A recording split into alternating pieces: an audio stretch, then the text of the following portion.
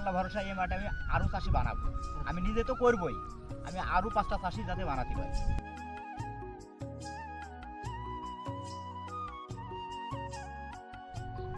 আসসালামু আলাইকুম কৃষক বন্ধুরা, আজকে আমরা এসেছি কুষ্টিয়া জেলার মিরপুর উপজেলার পুরাতন আজিমপুর নামে গ্রামে, যেখানে আমরা বিল্লাল ভাইয়ের ধানের সিড বেড দেখার জন্য এসেছি। তিনি মূলত আমাদের আমন মৌসুমে ব্রাক কর্তৃক উদ্ভাবিত ব্রাক ধান 1-এর বীজ তিনি তার জমিতে রোপণের জন্য সিড বেড তৈরি করেছেন।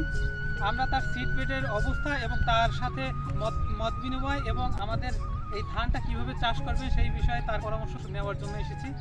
চলুন আমরা ভাইয়ের কাছ থেকেই শুনি তার বীজের কি অবস্থা।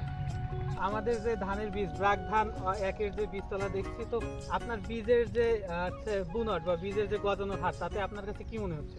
আমার কাছে মনে হয়েছে যে হবে, ভালোই হবে। ভালোই খারাপ হবে, হবে না। খারাপ হবে না। না, ভালোই হবে। মানে চারার যে গঠন আছে আর কি, এখন যে অবস্থা করা আছে, তারপর আমি ফার্স্টে যখন নিয়ে এসে দিছি তখনও যেভাবে কলিছে, তাতে বীজ খারাপ হওয়ার কথা না।